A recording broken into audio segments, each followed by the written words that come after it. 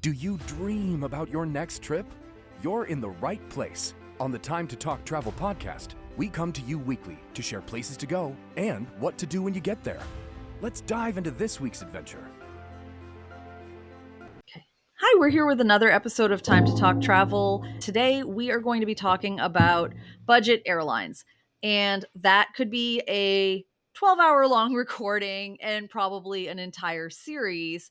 But instead, what we're focusing on is a couple of things that are different about them that you might need to know before you book. I know that I've flown budget airlines quite a bit. Des, have you had experience with it? Oh, yeah, tons. To me, budget airlines, it is the nitty gritty. If you know that and understand that going into it, then it can be a great experience. If it's a quick flight and you're not going far, for instance, I'm based in Atlanta, I go to Orlando often. It's an hour and a half in the air typically. And I will say, I can tolerate pretty much anything for an hour and a half. Yep. I've gotten flight deals for under $30. I could not drive there for under $30. I might not know what seat I'm going to sit in. I can only bring an overnight backpack, what have you. I'm not going to bring 2 weeks worth of clothes, but I am okay with that because I love to save money. Definitely. And I think I can sum up that whole idea in what people told me when I asked for the first time, hey, Spirit is flying somewhere that I need to go for a business trip. How bad is it really? And somebody told me, if you go in with no expectations, you'll be pleasantly surprised. Yes, I will say again, people that talk about the budget airlines, they get frustrated because, oh, I didn't know I was going to have to pay for a suitcase. Well, that's another $50. You're paying more for the suitcase than you are for the seat. And if, again, to read the fine print, I think it's pretty obvious. I think it's very transparent that you're getting a seat and a seat only. It may not even be a padded seat. I've sat on some Frontier flight where the seats do not recline. It felt like almost like the kind of curved plastic molded seat you get in a cafeteria somewhere. Again, not a long flight. You don't have to deal with somebody reclining in front of you and putting their seat back in your face if you're on a seat that doesn't recline. So that's a good thing there. To me, the disadvantage is if things get delayed or canceled, buckle up. That can be a real nightmare. And that part's frustrating because as a Delta person, quite often, if Delta gets delayed or there's an issue with the flight, you can hop on the next one in an hour or 2 hours. With Spirit, there might not be one for another 2 days. And that is a huge issue, particularly Spirit tends to have a couple of flights from destinations, but there are definitely some budget airlines out there. Avelo has started going into some locations, Breeze Airlines, some of the ones that fly down near Disney to Sanford Airport, like Allegiant. My quick and dirty on budget airlines is don't use them for major trips that cost a ton of money. Number one, if you're going to Disney, really consider that budget airline, look at the schedule or pad it by a couple of days because it's a big, expensive trip. And like you just said, the schedules on these budget airlines, sometimes we're not talking about, oh, there's only 2 flights a day. We're talking there are 2 departures a week. And if something goes wrong on Tuesday with weather, you might get out on Thursday. If you're lucky, maybe they will send the plane later that day on Tuesday. But if there are a lot of issues, that was the option. They don't have another flight the next hour, the next day. And also, because a lot of times these budget airlines are flying between smaller airports and they may be regional. So, for example, flying into Sanford in Orlando instead of MCO, the other options you have may not be there because you are at a different smaller airport to begin with. All of your plans are made from that different smaller airport. And now in order to switch anything, you've got to switch everything and it's going to cost premium dollars. So not maybe your giant family reunion Disney trip unless you're padding the time. True. And to that point, if you have a connection, say you're going from Orlando to Barcelona, especially because it's going to be on a different airline, you really have to be careful with that because the next airline doesn't care that you couldn't get there because whatever the airline is couldn't get you there. They only care that you have a seat at this time. Sorry about it if the airline before us didn't meet their end of the bargain. So that's important. I don't want to discount the budget airlines because I have taken Frontier repeatedly. I will say this, all 6 of us went Atlanta to Denver on Frontier for a ski trip. $99 round trip each. It was a steal of a deal. We did end up on our way back, I feel like. Our luggage didn't show up when we landed. We didn't even need this luggage, to be honest. It was all the ski clothes in Denver. But because the airline has a deal where if your luggage doesn't arrive within X amount of hours of you landing, you get, I think it was $100, $300 a day. I can't even remember, to buy clothing or garb to get you through while you're gone. We had checked, I think, 3 suitcases for 6 people. I made bank. It was like 5 days later when that suitcase finally showed up. I didn't need it. We weren't going to go skiing in Atlanta, Georgia. You have to buy clothing. I went and got everybody new jeans, new socks, new underwear. Their Christmas presents were a new wardrobe. I got more back than I had paid for the original flights. There are advantages. And again, if you are going direct to one spot and it's a quick, easy flight, great. It's a spontaneous last minute travel thing for me. That's what the budget airlines are good for. I will look at them if I am looking for trips and then really weigh out the actual cost once I add in paying for a seat, paying for a bag. Sometimes you can't even bring a carry-on except for a tiny purse onto those flights. So it adds up very quickly and it's worth looking at all of the fine print. Avelo is a new one for us and they fly to Greenville and Fort Myers. My son goes to Fort Myers a lot, so he's excited. I love Greenville, South Carolina. If I have a free weekend, I'd love to plan a last minute weekend trip there and have it be under $100 round trip. That's amazing. For me, it's the freedom to just be able to get away on a whim with the budget airlines. The other thing is that some things don't operate the same. While a budget airline has the same safety standards as a regular airline, the planes still get checked. They have to fly them correctly. They can't disobey rules there. They don't always do everything the same. When you have a major delay cancellation on one of the bigger airlines, their contract of carriage dictates what you get. Sometimes they will place you on another airline. Budget airlines don't do this. Southwest doesn't do this. All of those budget airlines, they don't have negotiated agreements. And it says in that contract of carriage, we're not putting you on another airline. And without fail, I will see people in airports during delays and cancellations yelling about how you have to put me on another airline. They don't. Not with a budget airline at all. It's literally written into the contract of carriage for when you buy the ticket. Other things, fares that you see advertised may not be a publicly available fare. Spirit has a club that you have to join in order to get those super cheap fares. Do the math. My son had one flight on Spirit and it was cheaper to buy the club thing because it came with the luggage and the fare was so much cheaper. So always look at the math on that for sure. I'm going to Puerto Rico for a travel writer conference. Delta was like a $550 round trip fare. Okay. But when I did a Google flight search, it was $120 on the way down for Frontier and $80 on the way back for Spirit. I booked it. I might be sitting in the airport overnight because it's a 10 p.m. flight on Spirit, but I booked it because that was a significant enough difference for me. No connections, nonstop flights. I'm going to take the gamble on this one. That said, I did not do things like pick my seat. I'm not checking a bag. I know from going to Europe for 2 months with one little carry-on, I can survive with a pair of dress pants, leggings, jeans, one dress shoe. I can make it with a little backpack. I'm not the girly girl who needs 6 pairs of shoes. I'm just not. So I'm all right with that.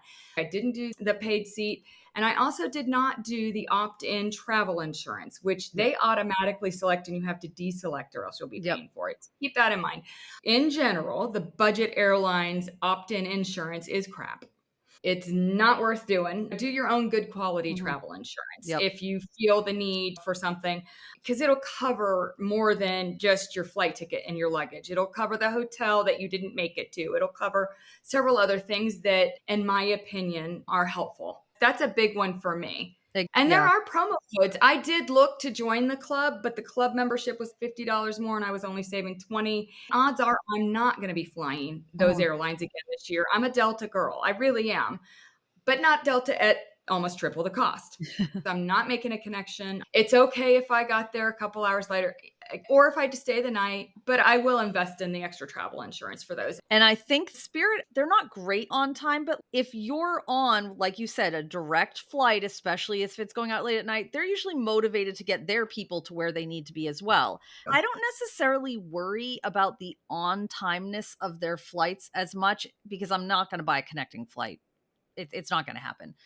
But my concern is there isn't a customer service line like with other airlines. That was one of the big things when people got stranded in Fort Lauderdale, maybe one year, is that you could not call a customer service number.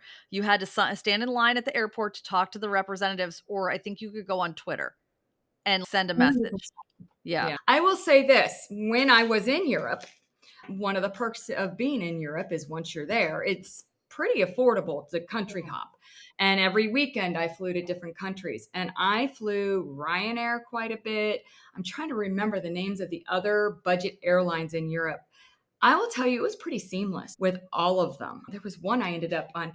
I'll have to pull up my Google Drive to look up my old itinerary, but I had no issues. And over there, I will tell you, the Americans always think they need the bigger suitcase and when they're pushing their luck to get a carry-on in the overhead containers or overhead bins sometimes. In Europe, your carry-on is even smaller than the carry-ons we have here.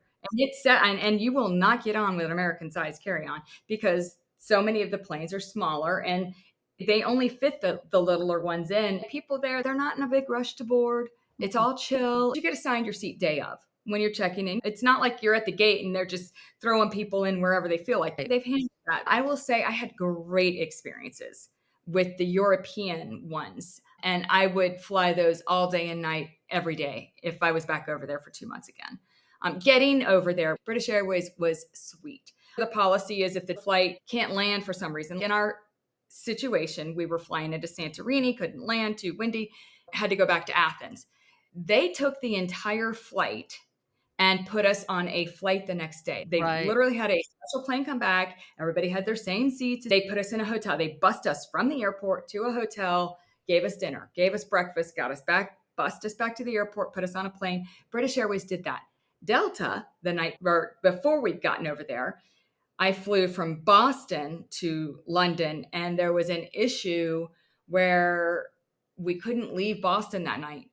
There was no taking care of us. It was, you might get a voucher. I just happened to have booked a hotel wrong, so I already had a night anyway that I was just going to lose. So in my case, it was fine. I think we got a dinner voucher for $30. It wasn't, oh, we're putting all of you on another plane tomorrow. It was, find a seat on any plane you can. I was traveling with my boyfriend, and because I was a Delta Gold medallion, they put me on the very next flight. They put him on one 24 hours later. I called and changed, and he ended up Delta One, of all things. Go figure. The point is, different airlines have different policies on how they're going to handle things, and reading the fine print for sure matters. As far as budget, again, though, take it with a grain of salt. You are getting the nitty gritty, in my opinion.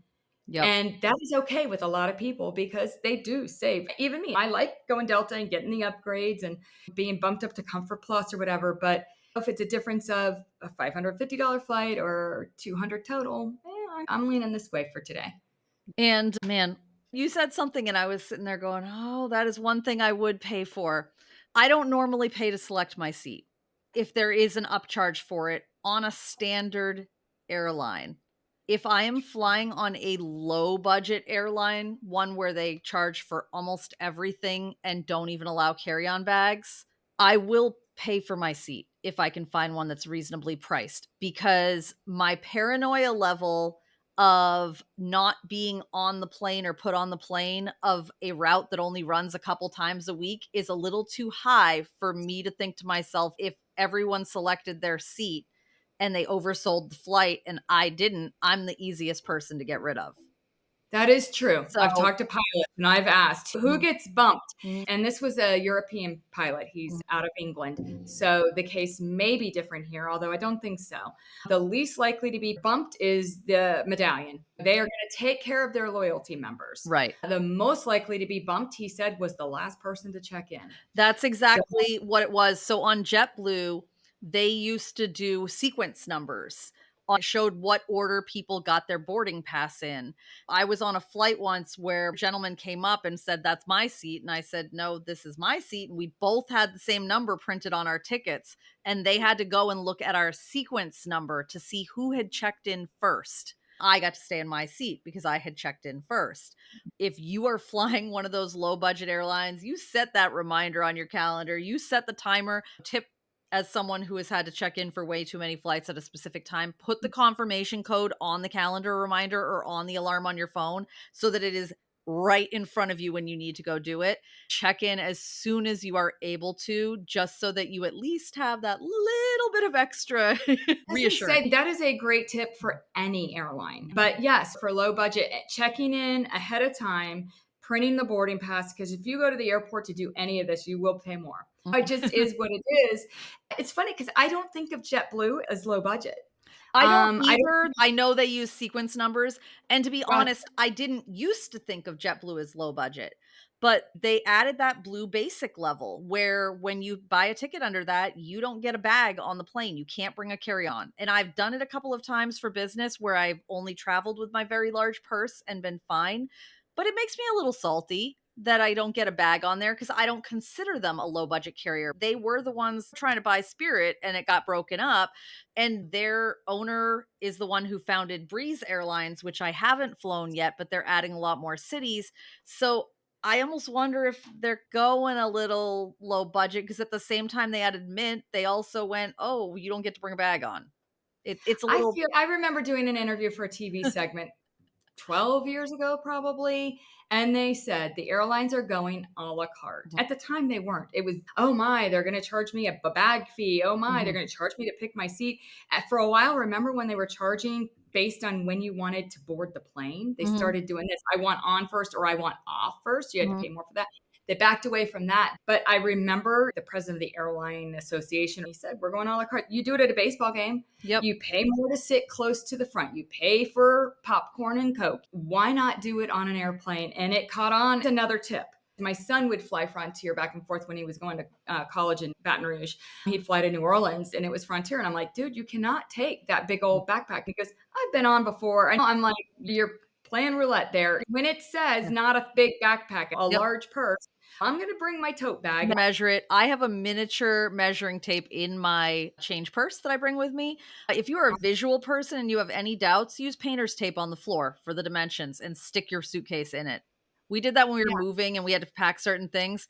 But I like to consider myself a budget airline early adopter, and I have to give a quick shout out. There used to be this airline called Skybus, and they were like as low budget as it goes, okay? Their hub was Columbus, Ohio. They only flew to or from Columbus. So you were either going to Columbus or coming from Columbus. You paid for everything. If you wanted a water on the plane, if you wanted a snack on the plane, if you wanted coffee on the plane. But they had 10 seats on every flight that were $10. Oh, wow. And I used to cover the Cincinnati airport for work, and I had other things in the area. Our bonus was somewhat based off of expenditure and P&Ls. Cincinnati was one of the most expensive airports to fly into, and we had family living near Columbus. I used to fly from Pease Air Force Base, Portsmouth, New Hampshire. Free parking at that airport, by the way, an even bigger savings. Used to fly the early morning flight out, drive from Columbus to Cincinnati, do all my visits, drive back to Columbus, and fly back on the late night out because they only had one in the morning and one in the evening. And then I'd take a comp day because work would give me a comp day because it was such a long day of travel. It was so productive and I loved it. My favorite thing about them that they need to bring back, they boarded from the front and the back of the plane and emptied out the same way. And it was amazing. Why can we not have that everywhere? They do that in Europe too, and I loved it as well. That is genius. I agree. It's ridiculous not to. I guess here, so often they bring the gateway out.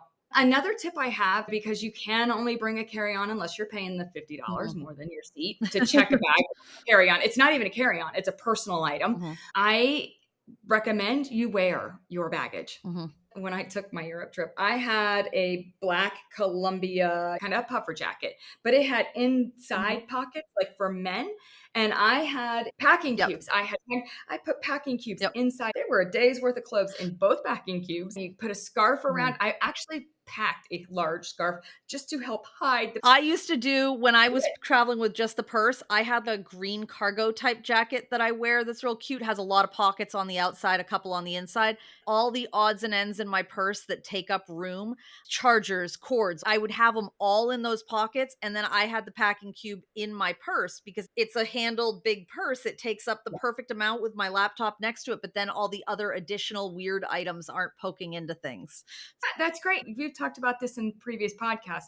It's great to have an extra outfit in there that you can just, if you do end up having to check a carry-on, you just grab it and you've got what you need for the night. I think that, again, I've seen people wear hideous vests. Do you remember the old vest that had 20 pockets and you put everything? You look like a snowman boarding the plane.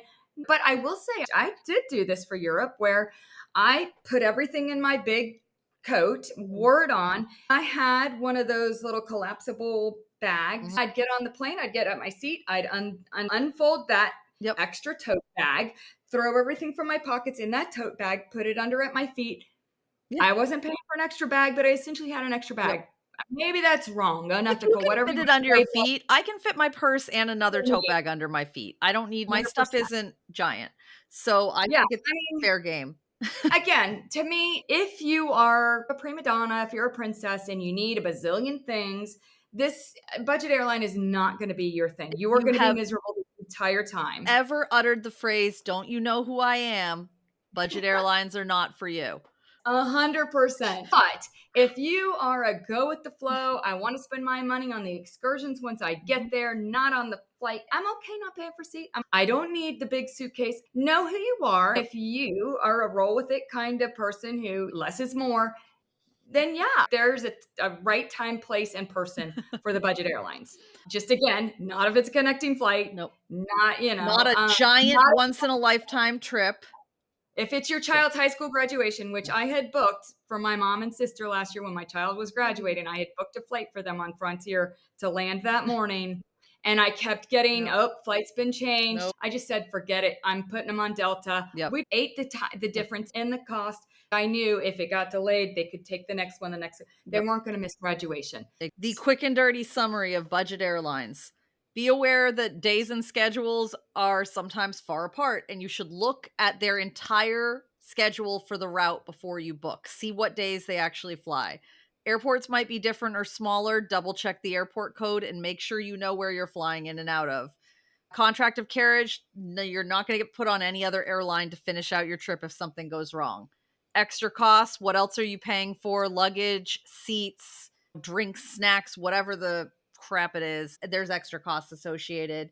Don't do it on big vacations. They might not have a phone number you can call, and fares that you see might be as part of a club or promotion that you have to be a member of to get. That's all of it. That's all of it. And enjoy your flight. Until next time, happy travels. This has been another episode of Time to Talk Travel, brought to you by #travels.com. You can keep in touch with us between episodes by checking out our site, joining our newsletter, or connecting with us on social. We've always got the information you need in our episode notes. Until next time, happy travels, and thanks for being a part of our trip.